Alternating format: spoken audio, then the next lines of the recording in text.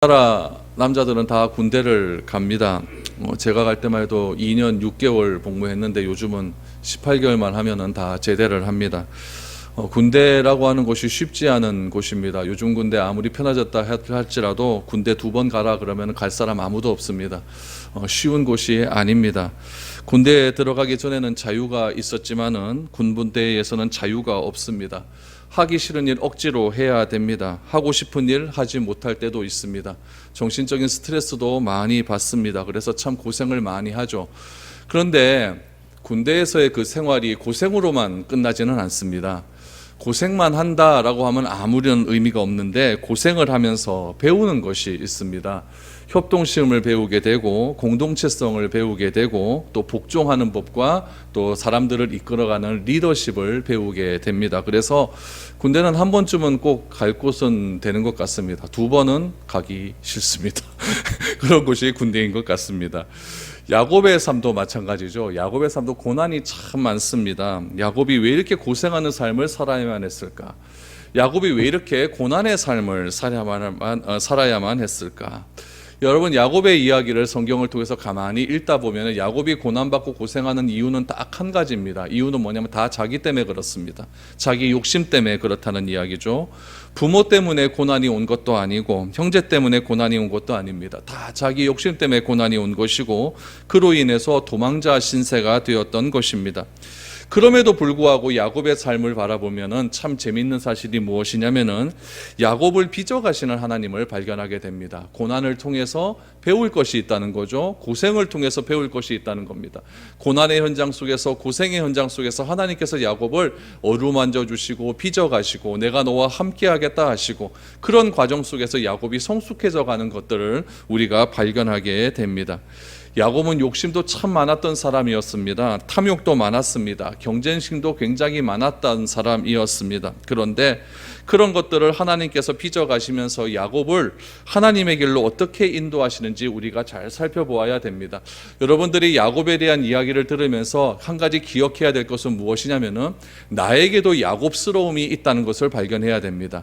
나에게도 야곱과 같은 고생이 있고 나에게도 야곱과 같은 고난이 있고 이런 고난과 고생이 다 나의 욕심 때문에 일어난 사실이고 또 나에게도 야곱스러움이 있을 것 같은데 그 야곱스러움을 발견하는 그 순간에 하나님께서 나를 어떻게 빚어가시는지를 내가 깨닫게 된다는 사실입니다. 야곱도 똑같은 거죠. 야곱 때 함께 하셨던 하나님, 야곱과 함께 하셨던 하나님이 오늘 나와 함께 하시지 않겠습니까? 분명히 함께 하십니다. 왜냐하면 하나님은 살아계시기 때문에 그렇습니다. 그래서 오늘 우리가 신앙생활하면서 나에게는 야곱스러움이 없는가를 한번 점검해 보시고 그런 야곱스러움을 발견할 때에 하나님께서 나를 어떻게 빚어가시는가를 여러분들의 삶을 통해서 한 번씩 점검해 보신다고 한다면 여러분들의 삶 가운데 큰 은혜가 될 줄로 믿고 오늘 말씀도 그런 관점에서 한번 살펴볼 수 있는 시간들이 되었으면 좋겠습니다. 먼저 1절과 2절 말씀을 한번 보시죠. 야곱이 라반의 아들들이 하는 말을 들은즉 야곱이 우리 아버지의 소유를 다 빼앗고 우리 아버지 소유로 말미암아 이 모든 재물을 모았다 하는지라 야곱이 라반의 안색을 본즉 자기에 대하여 전과 같지 아니하더라 라고 말합니다. 야곱이 지금 야곱의 아들 외사촌의 하는 이야기를 듣게 됩니다. 외사촌 형제들이 하는 말은 무엇이냐면은 저 야곱이라는 사람이 우리 아버지의 재산을 다 빼앗아 갔다라는 이야기를 듣게 되는 겁니다. 여러분, 이 말이 맞을까요? 안 맞을까요? 맞지 않습니다. 여러분, 야곱이에게 했던 이 외사촌들이 했던 이런 말들이 누가 하는 말이냐면은 세상 사람들이 하는 말들입니다. 여러분, 세상에서 여러분 우리 주변을 한번 보십시오. 무엇인가 하나를 딱 가져갑니다. 하나 가져가면은 하나 가져갔다 그럽니까? 다 가져갔다 그럽니까? 다 가져갔다 그러죠. 그렇죠?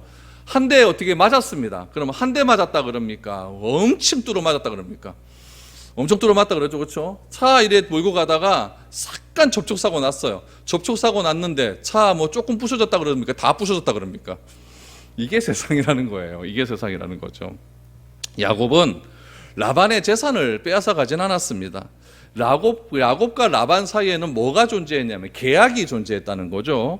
계약대로 야곱은 재산을 모았습니다. 그런데 라반의 아들들은 왜 이런 이야기를 할까요? 그런 이야기를 한 이유는 여러분 31장 그 앞에 30장 43절을 보십시오. 43절에 보니까 야곱과 라반 사이에 계약이 있은 후에 성경은 이렇게 이야기합니다. 야곱의 재산이 점점 더 번창했대요. 점점 더 번창하여서 양떼와 노비와 낙타와 나귀가 많아지게 되었다라고 이렇게 기억을 합니다. 그런데 야곱의 재산이 많아지게 된 기초가 있습니다. 바탕이 있어요. 그 바탕은 누구의 바탕입니까? 라반의 바탕이요. 라반의 바탕이죠. 라반의 어떻게 했던 그 바탕을 가지고 야곱의 재산은 점점 많아지게 되었다는 이야기죠. 그러면은 야곱의 입장이 아닌 라반의 입장에서 생각을 해보면은 야곱과 이런 계약을 맺지 않았다라고 한다면은 이 재산이 다 누구 거? 라반의 것이라고 생각할 수가 있겠죠. 그렇죠? 이거는 절적으로 라반이 잘해서 일어난 재산은 아닙니다. 야곱이 열심히 일을 했고 그 일한 과정 속에서 하나님께서 친히 간섭하셨고 그 간섭하신 가운데 야곱의 재산은 점점 많아지게 되었다는 거죠. 근데 세상은 절대 그렇게 생각하지 않습니다.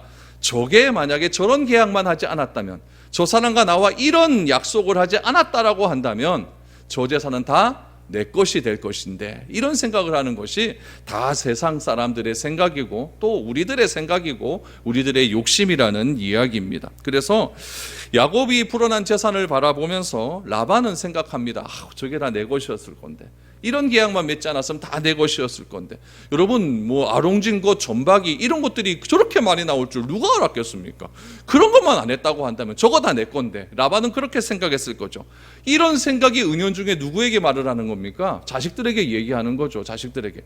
자들아, 아들아, 저거 참 아깝대. 저거 내가 네 외사촌하고 저런 계약만 안 했으면 저거 나 내 건데, 이런 얘기 했을 거라는 거죠. 이런 얘기를 가만히 듣고 있다면 자식들도 열받습니까? 안 받습니까? 저거 다 내가 우리 아버지 재산이었으면 아버지 죽고 난 다음에 저 유산 다 내 건데, 이런 생각이 든다는 거죠. 그래서 이 라반도 그렇고 라반의 자식들도 그렇고 그런 생각들이 많아졌다라는 이야기죠. 그러나 이런 생각들을 가진다는 것 자체는 굉장히 신앙적이지 않는 삶입니다. 신앙이라는 것은 여러분 한마디로 말하면 무엇이라고 말할 수 있냐면은, 신앙이라는 것은 거짓으로부터의 해방입니다. 거짓으로부터의 탈출이에요. 사람들은요, 누구나 다 알 수 있는 거짓말은 잘 속지 않습니다. 여러분, 제가 이런 거짓말 한번 해볼게요. 저 장동건처럼 생겼습니다. 여러분 안 속죠, 그렇죠? 잘 속지 않습니다. 그러나 이건 뻔한 거짓말이니까요. 그런데 어떤 거짓말은 잘 속사냐면은, 그럴듯한 거짓말은 속아요. 비슷하게 많은 말은 속는다는 이야기죠. 사실에 조금 가깝고 그 조금 가까운 사실을 조금 부풀리고 조금 과장되게 조금씩 얘기하면 그 말에는요 다 속게 된다는 이야기죠. 그래서 따라서 신앙의 사람이, 신앙이라는 것이 거짓으로부터의 탈출이라고 한다면, 우리 신앙인은 사실대로 말해야 된다는 이야기예요. 사실대로 말하지 않는다면 우리 입에서 나오는 모든 말들이 다 과장되고 거짓말일 수밖에 없다는 이야기죠. 라반의 집에서 자녀들이 이런 생각을 가졌거나, 저 야곱이 가졌던 재산 다 우리 건데, 이런 생각을 가졌거나, 혹은 라반이 자녀들에게 이런 말을 하지 않았다라고 한다면 지금 외사촌지간의 오해는 일어났을까, 안 일어났을까요? 일어나지 않았을 거예요. 오늘 1절에서 나오는 라반의 아들들이 지금 야곱에 대한 이야기를 요즘 말로 하면 무엇이냐면 뒷담화입니다. 뒷담화 하는 걸 내가 들었어요. 기분 좋아요, 안 좋아요? 이거 굉장히 안 좋은 일이거든요. 그러니까 이 뒷담화 하는 거를, 누군가의 뒷담화 하는 거를 듣게 되면은 그 사람과 나와의 관계는요 다 깨어질 수밖에 없다는 이야기죠. 그래서 신앙의 사람들은 이런 곳에서 탈출해야 되는, 이런 곳에서 벗어나야 되는 그런 삶을 살아야 된다는 이야기죠. 라반이 자신의 아들들이 이런 이야기를 했다, 그러면 그건 오해야, 그런 이야기 하는 거 아니야, 이렇게 말을 했다고 한다면, 라반이 자기 아들들에게도 은연중에라도 이런 이야기를 하지 않았다라고 한다면 외사촌지간에 일어나는 이런 오해는 없었을 것입니다. 그러나 오해로 인하여서 야곱의 마음은 점점 불편해져 가기 시작하는 거죠. 외사촌이, 형제들이 하는 이야기를 듣게 됩니다. 그 이야기를 듣고 나서 더 재미있는 사실은 무엇이냐면, 누구의 안색을 봅니까? 외삼촌의 안색을 보니까 외삼촌이 전에는 나를 그렇게 대하지 않았는데 그 이야기를 듣고 외삼촌의 얼굴을 보니까 이상해지는 거예요. 외삼촌이 나를 대하는 것들이 조금은 달라졌다는 이야기죠. 옛날에는 야곱아 이렇게 불렀는데 요즘은 야곱아 이래 부른다는 이야기죠. 평상시에는 몰랐는데 이런 이야기를 듣고 외삼촌이 하는 얼굴이나 표정이나 나를 대하는 태도를 보니까 뭔가 이게 찝찝하다는 이야기죠. 그 불편함을 야곱은 라반이 자신을 대하는 태도에서 알 수가 있었다라고 말을 합니다. 여러분, 대다수 사람을 대하는 태도를 보면요, 얼굴에서 다 드러나요. 그렇죠? 그 사람하고 조그만 불편한 관계를 보십시오. 보면 얼굴이 확 변하잖아요. 이 우리의 마음이라는 것은 얼굴에서 다 드러나는 거기 때문에 우리의 표정, 우리의 말투, 우리의 행동 하나하나가 사람과의 관계를 맺는데 여러분 밀접한 영향을 끼친다는 것을 우리는 기억해야 됩니다. 사람과의 관계가 불편해져 보십시오. 사람의 관계가 굉장히 좀 찝찝해 보십시오.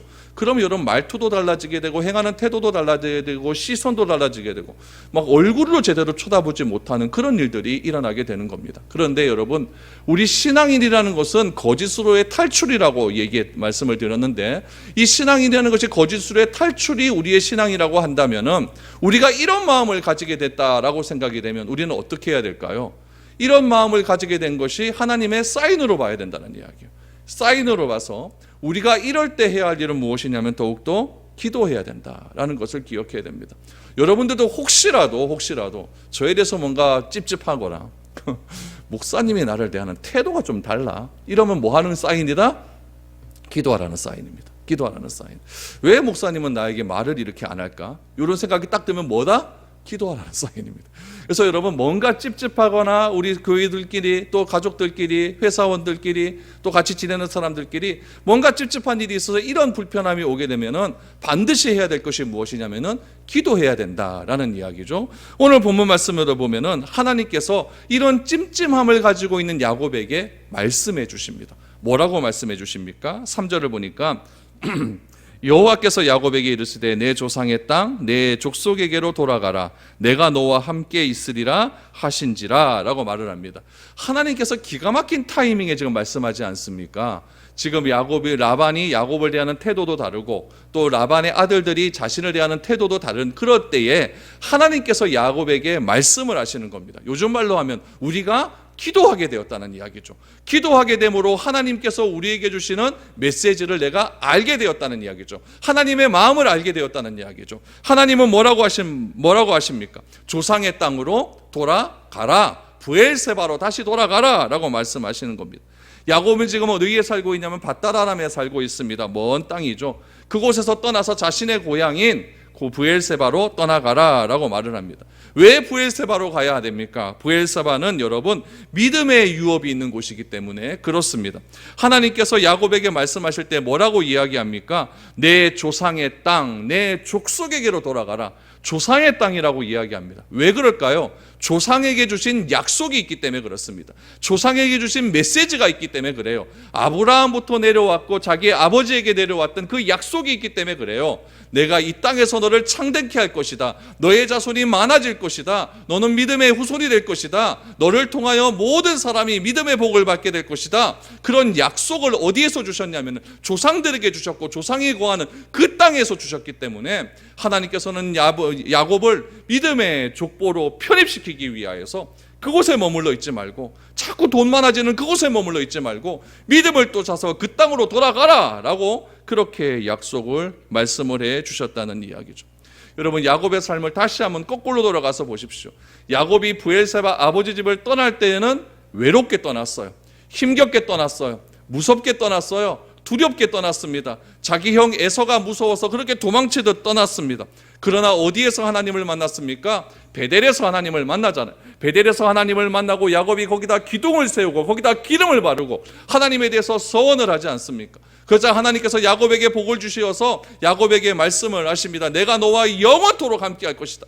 너와 가는 곳곳마다 내가 너와 함께 할 것이다. 이런 약속을 해 주셨습니다. 그리고 외롭고 두려움이 가득 찬 그런 야곱을 향하여서 두려워하지 말라라고 말씀을 해 주셨습니다.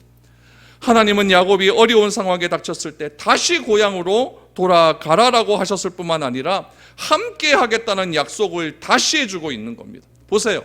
불편합니다. 관계가 어렵습니다. 자기 외삼촌하고 관계도 어려워요. 다 뭐 때문입니까? 돈 때문에 그런 것 아닙니까? 그 관계가 어려워서 어찌할 바를 모릅니다. 야곱의 입장에서 생각해보면 이곳에서 계속 있기만 하면 자신의 재산은 점점 불어날 것입니다. 더 많아질 것이에요. 그런데 하나님께서 그 갈등 속에 있는 야곱에게 나타나셔서 하시는 말씀이 무엇이냐면은 약속을 따라서 믿음의 땅으로 가라. 야곱은 갈등했을 거예요. 어떻게 해야 되느냐. 여기 있으면 돈도 많이 벌 수 있는데. 그런데 뭔가 찜찜하다. 그때 하나님께서 하시는 말씀 무엇입니까? 내가 너와 함께 있으리라. 함께 있으리라. 비록 고향의 땅은 아버지 어머니의 소식도 잘 들려오지 않고 형에서가 자기를 죽이겠다고 하는 그 감정이 아직도 풀리지 않았을 것인데 20여 년이 지났을 때도 아직도 풀리지 않았을 텐데 그 형 에서의 감정 상태가 어떠한지도 몰랐을 것인데 하나님께서 야곱에게 말씀하시는 겁니다. 내가 너와 함께 하리라. 내가 너와 함께 하리라. 하나님은 걱정하는 야곱에게 함께 하겠다는 그런 약속을 해 주심으로 하나님의 약속을 성취하는데 어려움이 없도록 그렇게 해 주셨습니다. 그래서 야곱은 고향으로 돌아가기로 결정을 합니다. 그런데 여기서 문제가 발생합니다. 무슨 문제였냐면은 야곱이 고향에서 외삼촌 집으로 돌아갈 때는 홀몸이었습니다. 총각일 때 혼자 어디 가든지 뭔 상관이 있겠습니까? 그런데 지금은 돌아가는 것이 쉽지 않아요. 딸린 식구가 많잖아요. 아내는 몇 명? 4명. 자식은 몇 명? 아들 11에 딸 하나. 11남 1녀. 엄청나게 자식도 많아, 가족이 많아졌습니다. 또 재산도 많아졌습니다. 양떼는 얼마나 많습니까? 여러분 이사해 보셨습니까? 이사해보면 여러분 걱정 엄청나게 되잖아요. 그렇죠? 이걸 또 어떻게 해야 되나? 어떻게 해야 되나? 이거 가서 또 어떻게 적응해야 되나? 이런 것들이 많은 거예요. 야곱도 마찬가지겠죠. 야곱도 자녀들도 많아졌고 아내들도 있고 또 수많은 가축과 종들도 있습니다. 이런 대식구가 이사한다는 것이 쉬운 일은 아닙니다. 더군다나 누구를 설득해야 되냐면은 아내를 설득해야 됩니다. 아내 설득하기가 쉽지 않거든요. 이런 과정을 야곱은 어떻게 그 과정을 이끌어 가는가? 오늘 말씀을 통해서 한 3가지로 아내에서 그 가족을 고향으로 돌아가기 위한 과정을 오늘 여러분들과 한번 살펴봐야 됩니다. 첫 번째로 야곱이 결정하는 방법은 무엇이냐면 제일 먼저 한 일은 자신의 아내들을 양떼가 있는 들로 불렀다라는 겁니다. 양떼가 있는 들로 불렀다. 이것이 중요합니다. 그럼 4절과 5절 말씀을 한번 보시죠. 야곱이 사람을 보내어 라헬과 레아를 자기 양떼가 있는 들로 불러다가 그들에게 이르되 내가 그대들의 아버지의 안색을 본즉 내게 대하여 전과 같지 아니하도다. 그러할지라도 내 아버지의 하나님은 나와 함께 계셨느니라 라고 말합니다. 여러분 야곱이 하나님의 메시지를 들었어요. 조상 땅으로 돌아가라. 내가 너와 함께 하겠다. 그거를 밖에서 들었어요? 안에서 들었어요? 집에서 들었어요? 밖에서 들었어요. 그렇죠? 그러면은 집에 퇴근하고 집에 돌아와서 자족들 다 모아놓고 그렇게 얘기해도 됩니다. 그런데 야곱은 어떻게 했냐면은 사람을 보냅니다. 사람을 보내서 아내들을 데리고 와라 라고 이야기를 했어요. 그런데 아내도 다 데려오는 것이 아니라 2명만 데리고 옵니다. 라헬과 레아를 자기가 양떼가 있는 들로 불렀습니다. 여러분 왜 라헬과 레아를 불렀을까요? 이유는 분명합니다.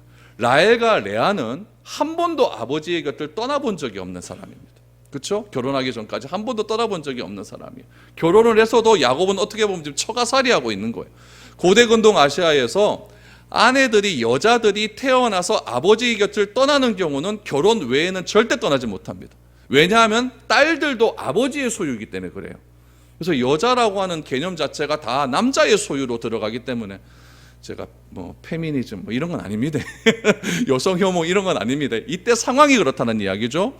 아버지의 소유이기 때문에 함부로 떠날 수 있는 그런 입장은 아니었다는 이야기죠. 그런 그 당시의 문화로 봐서 이 라헬과 레아는 아버지의 곁을 떠난 적이 한 번도 없는 그런 그 지역에서만 살았던 그런 여인들이었습니다. 이 딸들에게 왜 떠나야 하는지를 설명해 줘야 됩니다. 설득을 해줘야 돼요. 그녀의 동의를 구해야만 함께 가야 한다는, 함께 갈 수가 있는데 그것을 여러분 설득하는 것은 쉬운 일은 아니었을 것입니다. 그래서 야곱은 어떻게 했냐면 자기가 집에 들어가서 얘기한 것이 아니라 라헬과 레아를 어디로 불렀다? 자기가 일하는 직장으로 부르는 거예요. 직장으로 불러서 뭐라고 이야기하냐면은 봐라 이거죠. 봐라 이거죠. 뭘 봅니까? 이만큼 불러놨다. 이만큼 불러놨다. 집에 있는 여자의 입장에서는 지금 야곱이 얼마만큼의 재산이 있는지는 정확히 알지 못합니다. 그런데 눈으로 직접 보여주는 거죠. 작게 시작했지만 하나님께서 우리에게 은혜를 베풀어서 이만큼 불러놨다. 다 불러나는 거죠. 집에서 불렀으면 어떻게 했을까요? 내 재산이 이 정도 됐는데 진짜 못 믿었겠죠. 그렇죠? 아내들의, 여자들의 특징은 무엇이냐면은, 여러분들도 우리 여성분들 이사해봐서 알 거 아닙니까? 부담이 됩니까? 안 됩니까? 이사하는 건 부담이 굉장히 많이 돼요. 다른 곳에 가야 한다는 것도 그렇고, 또 살림살이를 다시 정리해야 되는 것도 그렇고, 새로운 환경에도 적응해야 되는 것도 뭐 그렇습니다.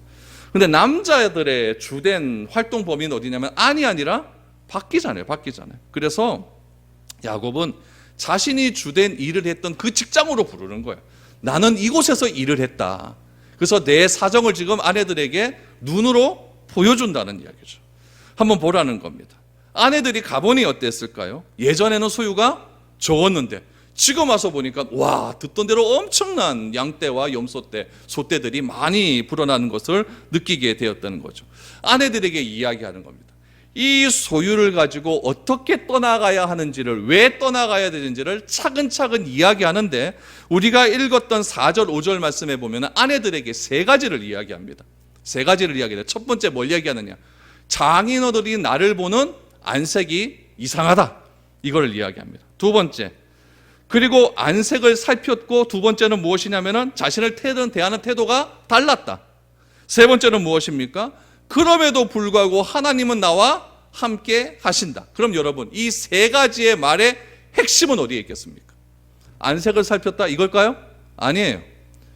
나를 대하는 태도가 달라졌다, 이거예요? 아니에요. 결국 야곱이 말하자는 건 뭡니까? 그럼에도 불구하고 하나님은 나와 함께 하신다, 이거예요. 집안의 가장이 아내를 설득하는데 뭐 이것저것 얘기 안 합니다. 누구를 중심으로 얘기해요? 하나님을 얘기하는 거예요. 하나님이 나와 지금까지 함께 하셨기에 내가 지금 이렇게 많은 은혜를 경험하게 되었다라고 이야기를 하는 거예요. 아무리 좋지 않은 환경 속이라도 하나님이 오늘날 지금도 나와 함께하고 계신다, 이거를 말하고 싶었던 거죠. 핵심은 하나님이에요. 라반은 야곱과 함께 있었지만 야곱은 누구와 함께 있었다? 하나님이 함께하고 계셨다, 이걸 강조하고 싶은 거죠. 그 당시에 고대 근동 문화에서 아버지의 권한은 절대적입니다. 절대적이에요. 아버지의 말은 곧 그 가정의 법입니다. 그렇기 때문에 아버지의 곁을 떠난다는 것 쉬운 일 아니었을 겁니다. 지금 야곱이 처갓집을 떠나겠다라고 하는 것은 지금 라헬과 레아에게 무엇을 선택하냐는 거냐면은 내냐 아버지냐, 이 둘 중에 하나 선택하라는 이야기예요. 안 그렇습니까? 지금 떠나면 이제 다시는 아버지 못 보는 거거든요. 나를 선택할래? 나를 선택할래? 아버지 선택할래? 이 둘 중에 하나라는 이야기죠. 그래서 지금 야곱은 자신을 선택하게 해야 되는데 그것을 무엇으로 이야기하냐면 하나님을 끌어들이는 겁니다. 하나님이 나와 함께 하셨다. 이렇게 할 수 있는 근거는 무엇입니까? 갈등의 상황이 있었을 때 하나님이 야곱을 찾아오셔서 야곱에게 말씀해 주신 거죠. 내가 너와 함께 하겠다.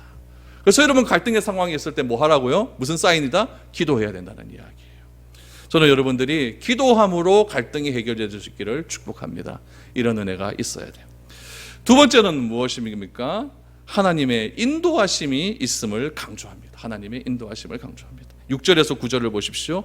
그대들도 알거니와, 야곱이 지금 아내들에게 하는 얘기입니다. 그대들도 알거니와 내가 힘을 다하여 그대들의 아버지를 섬겼거늘 그대들의 아버지가 나를 속여 품삯을 10번이나 변경하였느니라. 그러나 하나님이 그를 막으사 나를 해치지 못하게 하셨으며 그가 이르기를 점 있는 것이 내 삭이 되리라 하면 온 양떼가 낳은 것이 점 있는 것이요 또 얼룩무늬가 있는 것이 내 삭시 되리라 하면 온 양떼가 낳은 것이 얼룩무늬 있는 것이니 하나님이 이같이 그대들의 아버지의 가축을 빼앗아 내게 주셨느니라 라고 말씀합니다. 여러분, 라반은 자신의 품삯을 몇 번이나 속였다? 10번이나 속였어요. 10번이나 속이고 변경이었지만 그것을 누가 막았다? 하나님이 막았다. 또 하나님 이야기를 해요. 또 하나님이 나를 지켜주셨다라고 이야기합니다. 하나님이 나에게 복을 주셨다. 그 복 주신 것이 무엇입니까?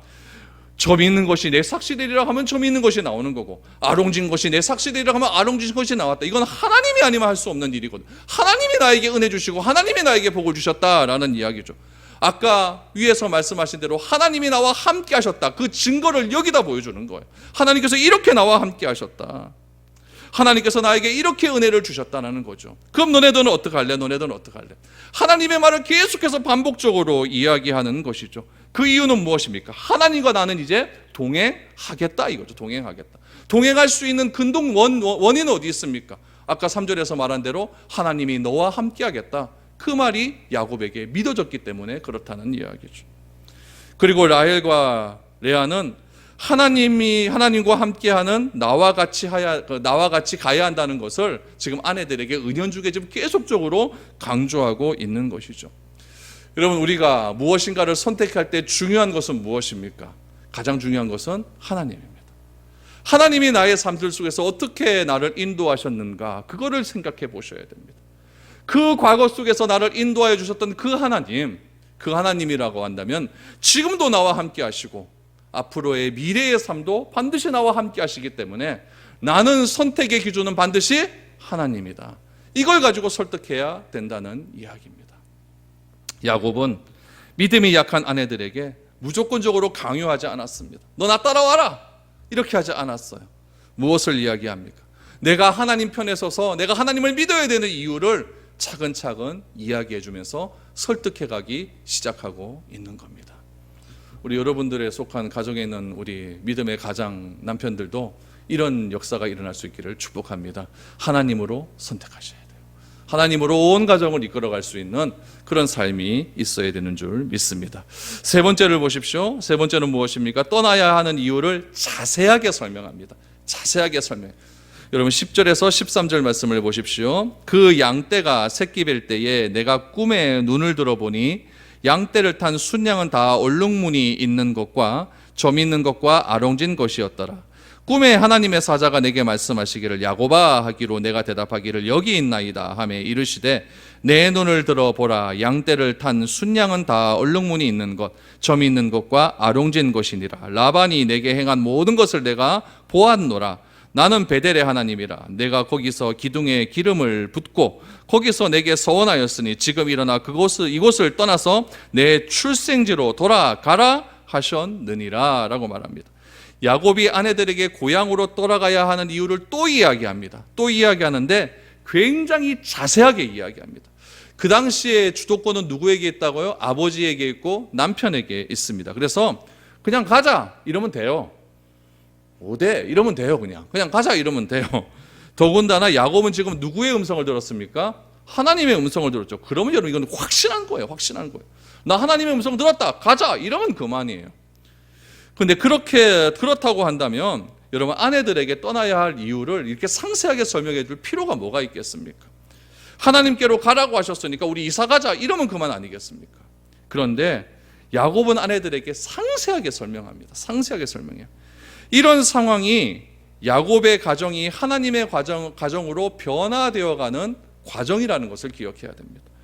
일방적으로 명령하고 요구해도 되는 일이지만 충분히 설명하고 이해를 구합니다. 그리고 노력하는 것은 하나님께서 빚어가는 과정입니다. 지금 야곱이 고난을 받고 어려움 받고 고생하는 것은 다 자기의 욕심 때문이라고 그랬죠. 그런데 그 고난 속에서 하나님께서 야곱을 빚어가시는 거예요. 계속해서 말씀을 주시고 그 말씀 속에서 어떻게 하나님께서 야곱을 빚어가고 계십니까? 하나하나 설명해 가기 시작하는 거예요. 야곱이 아내들에게 자신에게 주신 하나님의 말씀을 그대로 설명하는 것처럼 내가 만난 하나님이 있지 않습니까? 여러분들이 경험한 하나님이 있지 않습니까? 나를 빚어주신 하나님이 있지 않습니까? 고난과 어려움 속에서도 오늘의 나를 있게 하신 그 하나님이 있지 않겠습니까? 그 하나님을 사람들에게 설명하는 것, 그걸 뭐라고 할까요? 전도라고 합니다. 차근차근 전도하는 것. 이 전도함을 외국에서 하는 사람들이 있습니다. 이건 뭐라고 합니까? 선교지에 가서 전도한다고 합니다. 거기서 전도하는 사람들은 뭐 대단한 사람들이고 우리 여기에서 이렇게 전도하는 사람들은 뭐 별거 아닙니까? 그거 아니에요.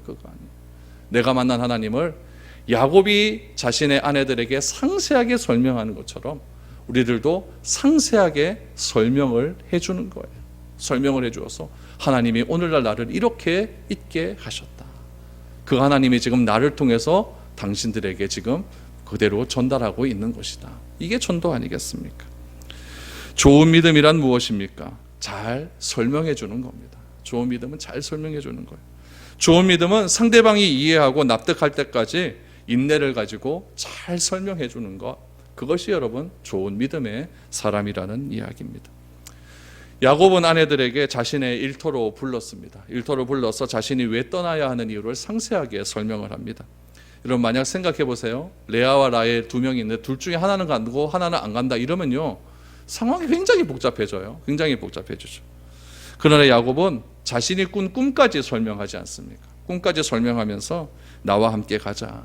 지금 하나님이 나와 함께 계신다. 그러니 온 가족이 함께 가자라고 이야기를 합니다. 그래서 하나님이 나와 함께하고 있기 때문에 다른 환경 속에 가도 전혀 걱정할 필요 없다. 전혀 두려워할 필요 없다.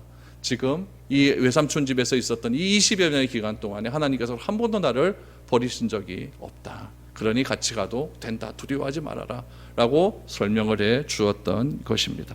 여러분 이 정도 설명이면 여러분 같으면 어떤 반응을 보이겠습니까? 한번 믿어볼 만하지 않습니까? 그렇게 한 거예요. 14절에서 16절 말씀을 보십시오. 레아와 라헬의 반응입니다. 라헬과 레아가 그에게 대답하여 이르되 우리가 우리 아버지 집에서 무슨 분깃이나 유산이 있으리요? 아버지가 우리를 팔고 우리의 돈을 다 먹어버렸으니 아버지가 우리를 외국인처럼 여기는 것이 아닌가? 하나님이 우리 아버지께서 취하여 가진 재물은 우리와 우리 자식의 것이니 이제 하나님이 당신에게 이르신 일을 다 준행하라라고 말합니다. 누구를 선택합니까? 남편을 선택합니다. 결정한 내용들을 보면은 자신들에게는 아버지로부터 받을 유산은 하나도 없다는 이야기예요. 이건 맞는 이야기입니다. 그 당시에는 딸들은 유산 못 받았거든요. 아들들이 다 받았기 때문에 그거 맞는 이야기입니다. 그런데 라헬과 레아는 이렇게 이야기합니다. 지금까지 야곱이 얻은 재산은 라반이 자신의 손자들에게 주어야 될 유산과 똑같다는 이야기죠. 그러니까 라반이 야곱의 아들들에게 유산을 주어야 되는데 그거 내가 아버지의 집에서 지금 야곱이 엄청난 재산을 얻었지 않습니까? 그거 어차피 내가 받을 몫이다 이렇게 얘기하는 거죠. 그러니까 이거 받고 나가도 된다라고 이야기를 하는 것입니다. 그래서 지금 마음은 아버지에 대한 정은 없고 지금 야곱 따라가겠다라고 이야기를 한 거죠. 그래서 라헬과 레아의 결론은 하나님께서 떠라고 하셨으니까 우리 그 말씀대로 순종해서 가겠다라고 말을 합니다. 여기까지 이르기까지 여러분 야곱의 준비함과 성실함이 내 아내를 거느리고 이스라엘 12지파를 거느릴 수 있는 기초가 되었다는 사실을 꼭 기억해야 됩니다. 하나님께서 이렇게 빚어가시는 거죠. 이렇게 빚어가셔서 야곱과 그의 아내들을 빚어가시고 거기서 나온 자녀들을 통해서 이스라엘의 12지파를 만드시고 그 12지파를 통하여서 이스라엘이라고 하는 나라를 만드시고 그 나라를 통하여 하나님께서 어떻게 그 나라 가운데 친히 역사 속에 개입하셔서 구원해 주시는가를 우리에게 보여주시고 있다라는 이야기입니다. 여러분 오늘날도 마찬가지겠죠. 누군가에게 전도를 하려고 한다면 이런 열심과 노력은 있어야 된다는 이야기죠. 해외에 가서는 그렇게 열심히 선교하면서 내 가까이 있는 분들에게 그렇게 못한다고 한다면 이것도 여러분 잘못된 일이다라는 이야기죠. 우리 주변 사람들에게 이렇게 할 수 있습니까? 우리 자녀들에게 이렇게 할 수 있겠습니까? 부모가 결정한 것을 따라올 수 있도록 그렇게 자세히 설명할 수 있는 그런 우리의 인내함들은 있는지를 다시 한번 생각해 보아야 됩니다. 오늘날 우리가 겪고 있는 갈등 중에 가장 큰 갈등이 무엇이냐면 세대 간의 갈등입니다. 그래서 소통이 안 되는 시대를 살아가고 있다라고 이야기합니다. 그럼 소통이 안 된다고 해서 그렇게 불통의 상대로 그대로 내버려 두어야 될까요? 그렇지는 않습니다. 기성세대나 자녀세대나 똑같이 마음의 문을 열어야 되는 것은 분명한 사실입니다. 상대방의 말을 듣고 경청하려고 하는 그런 마음이 필요하다는 이야기입니다. 그래서 기성세대들이 경험하고 만났던 하나님을 자녀세대들은 잘 들어야 됩니다. 잘 들어야 돼요. 기성세대들과 함께 하셨던 그 하나님을 나도 믿고 의지하고 내 삶의 하나님으로 섬겨야겠다고 하는 결단이 자녀세대들에게도 있어야 된다는 이야기입니다. 다음 주부터 우리 오후 예배 시작하지 않습니까? 오후 예배 시작하면 우리 또 이제 점심 먹고 또 나오고 여러 가지 이야기를 나누고 또 시간들이 한 1시간 넘게 또 남을 텐데 그때 여러분들 무엇을 해야 되겠습니까? 불통을 하는 것이 아니라 소통하는 그런 마음이 있어야 됩니다. 내가 만났던 하나님 소개해주고 또 그렇지 못했던 사람들은 또 그 하나님을 나도 한번 경험해봐야겠다라고 이야기하고, 하나님을 만나고 싶은데 잘 안 된다고 한다면 그런 이야기들 같이 또 이야기를 해주고, 그렇게 해서 서로 간에 소통하는 그런 교회의 모습이 일어나야 된다는 이야기입니다. 일방적인 강요를 강조한다면 서로 간의 담벼락은 자꾸 높아져 갈 뿐입니다. 사랑하는 것은 여러분 설명하는 겁니다. 신앙은 가까이 있는 사람들에게 성가시다고 말하는 것이 아니라 설명해 주는 겁니다. 그것이 하나가 되는 비결이고, 그렇게 살아가는 것이 하나님을 사랑하는 것이고 이웃을 사랑하는 것이라는 사실을 우리는 꼭 기억해야 됩니다. 이렇게 결정을 하고 난 다음에 어떻게 떠날 준비를 하느냐, 마지막으로 17절에서 20절을 보십시오. 야곱이 일어나 자식들과 아내들을 낙타들에게 태우고 그 모은 바 모든 가축과 모든 소유물 곧 그가 밧단 아람에서 모은 가축을 이끌고 가나안 땅에 있는 그의 아버지 이삭에게로 가려 할세. 그때 라반이 양털을 깎으러 갔으므로 라헬은 그의 아버지의 르아빔을 도둑질하고 야곱은 그 거취를 아람 사람 라반에게 말하지 아니하고 가만히 떠났더라 라고 말합니다. 이제 이삭이 결정하지 않습니까? 그러나 어느 누구도 반대는 없었습니다. 충분히 납득했고 동의했고 야곱을 택했기 때문에 그렇습니다. 레알과 라헬은 한 번도 고향을 떠난 적이 없었지만 야곱의 충분한 설명으로 이해하고 받아들이고 같이 떠나게 됩니다. 그런데 재미있는 사실은 야곱이 언제 떠나느냐, 이삿날 잡아야 되잖아요. 그렇죠? 이삿날을 언제 결정하느냐. 그날이 언제였냐면 오늘 성경 말씀해 보니까 라반이 양털을 깎으러 간 날이다 라고 말을 합니다. 여러분, 양털을 깎는다라고 하는 것은 집이 비었다는 것을 의미합니다. 종도 다 가버립니다. 그래서 양털, 양이 있는 그 목장으로 가서 양털 깎는데 다 양털 또 동원이 되고 또 큰 잔치가 벌어지게 됩니다. 그래서 야곱은 지금 라반의 집을 지금 몰래 떠나려고 하는 그런 모습을 보이게 됩니다. 여러분, 라반이 알지 못하게 조심스럽게 몰래 떠난다고 하는 것은 야곱의 마음 가운데 뭐가 있기 때문에 그럴까요? 또 두려움이 있는 거예요. 하나님이 말씀하시고 자기 아내들을 설득할 때도 하나님을 얘기했음에도 불구하고 현실의 삶 속에서 자신을 쳐다보는 시선이 두렵고 라반이 자기를 태하는 태도가 두렵기 때문에, 이상하기 때문에 야곱의 마음 가운데 또 두려움이 일어나기 시작하는 것입니다. 그래서 양털 깎는 날, 아무도 없는 그날 야곱이 이사를 가기로 결정을 합니다. 라헬은 아버지를 떠나면서 끈을 하나 붙들고 가는데 그 끈이 무엇이냐면은 바로 드라빔이라고 하는 끈입니다. 여러분, 드라빔이라고 하는 것은 무엇이냐면은 사람의 형상처럼 만든 우상입니다. 여러분, 아카데미 시상식 같은 데 보면은 시상식 할 때 요만한 트로피 하나 주잖아요. 그런 게 생겼어요. 드라빔이요. 그래서 그거예요. 근데 그것은 무엇이냐면은 그 당시에 집을 지키는 수호신 같은 거였습니다. 그래서 우리도 이사 갈 때 보면은 벽에다가 뭐 이렇게 바르잖아요. 그렇죠? 부적도 붙여놓고 그래서 막 그러지 않습니까? 그게 수호신이라는 얘기죠. 그래서 이게 수호신 같은 개념이고, 또 하나는 무엇이냐면 요 드라빔이 우리 집안에 복을 준다라고 하는 복의 개념이에요. 그래서 그거를 하나 딱 가지고 도망을 가게 됩니다. 20년 이상 살았던 밧단 아람을 라반에게 말하지 않고 떠나는 야곱을 보십시오. 출발은 쉽지 않았습니다. 그러나 온 가족이 하나됨으로 출발하게 되는 거예요. 그 출발의 원인은 어디 있습니까? 그 출발에 온 가족이 하나 되는 원인은 어디에 있습니까? 야곱의 설명에 있습니다. 야곱의 설명. 여러분, 우리도 다음 주일부터 단계적으로 예배를 회복하려고 합니다. 어쩌면 이제 코로나 이후에 아직까지 진행되고 있지만은 이제 처음으로 드려지는 예배입니다. 한 마음으로 출발할 수 있기를 소망합니다. 다 같이 모여서 예배하고 함께 식사하고 함께 교제하면서 하나님께서 우리에게 허락하신 새로운 출발을 기대하며 나아갔으면 좋겠습니다. 오후 예배 때 저도 새로운 마음가짐으로 새로운 말씀을 준비해서 여러분들에게 전하려고 지금 계획을 하고 있습니다. 그래서 우리 온 교회 성도들이 하나 되는 마음으로 같이 출발해서 온 마음을 같이 하여서 출발을 해서 연합의 기쁨, 하나됨의 기쁨, 결합의 기쁨을 서로 맛볼 수 있는 그런 저와 여러분들이 될 수 있기를 소망합니다. 그런 은혜가 우리 교회 가운데 넘쳐날 수 있기를 축복드립니다.